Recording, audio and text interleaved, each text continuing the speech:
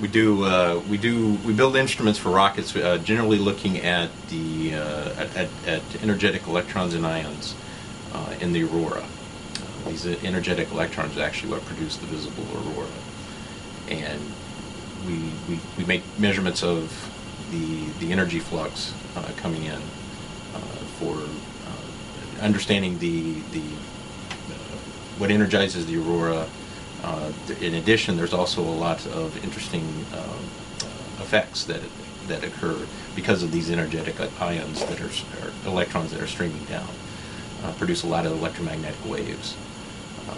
Activity that's very relevant to physics that's going on, at other planets, in the solar atmosphere, in other stellar atmospheres. So it's a very good laboratory in space that's very easily accessed, whereas doing the measurements at the sun or other stars is virtually impossible. These are suborbital rockets, so the payload goes up and comes back down. Never makes it to orbit, but makes it up to altitude that's sufficiently high to make these measurements. It's cheaper that way. Most of the motors that are used to launch these rockets are actually surplus military. No longer used by the military, so they sell them fairly cheaply to NASA, and NASA makes use of it. Launch range of Wallops Island, Virginia. That's the home base of the sounding rocket program. Generally, we launch the ones for the Aurora from Poker Flat, Alaska, and from Andoya, Norway. It's what's been called a top hat electrostatic analyzer.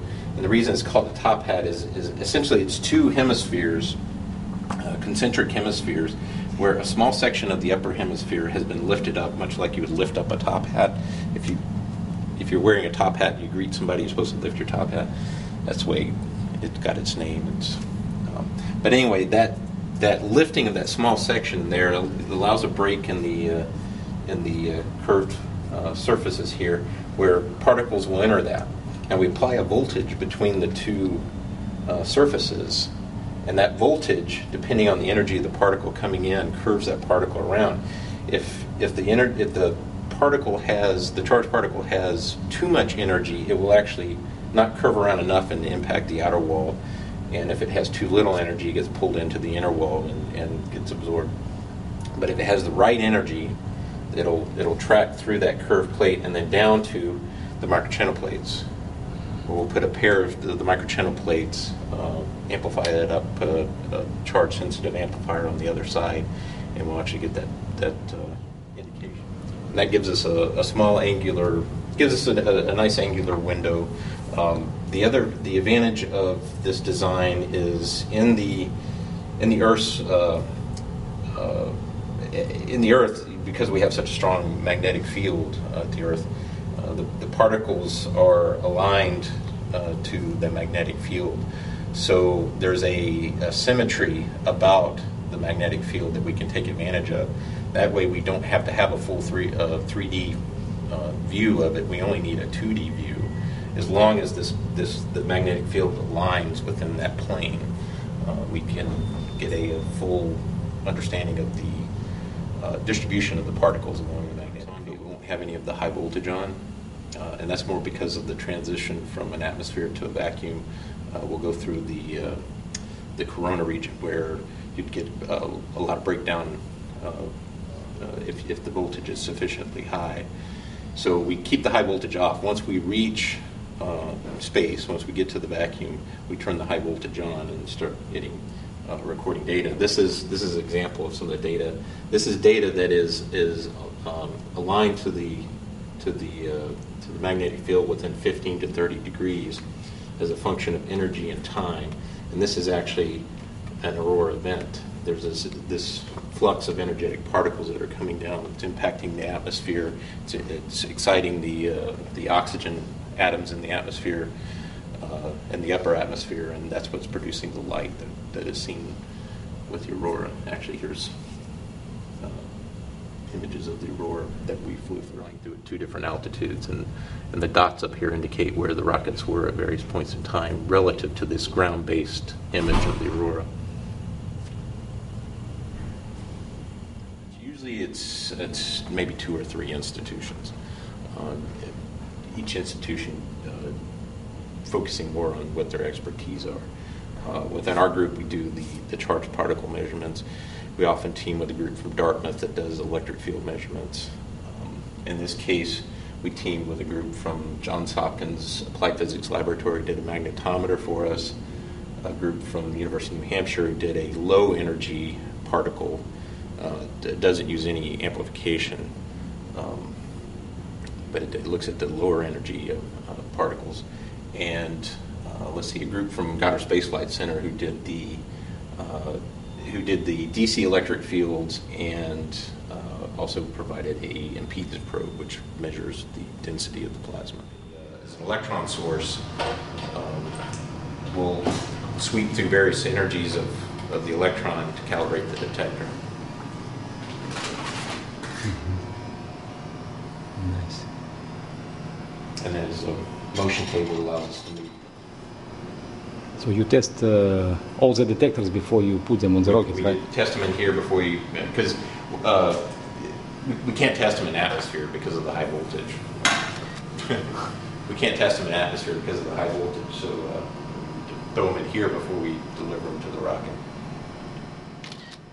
These coils here actually negate out the magnetic field because charged particles like to gyrate around magnetic fields.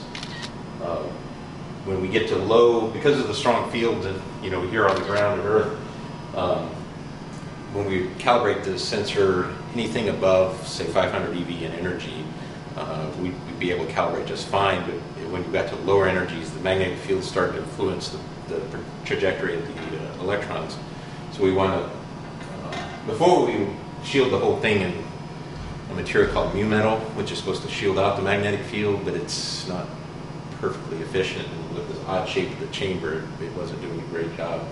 We came across these that had been built for another group, a group that's no longer active at the university, and so we got this from their chamber, applied it to ours, and now we use, we drive current through here, we'll essentially null out the Earth's field with this setup, which allows us to go to much lower energies, get down below 100 eV to do our calibration.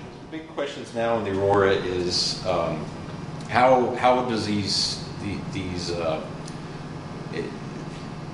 energetic electrons represent a current that is going actually out of the atmosphere, out of the Earth's atmosphere and ionosphere.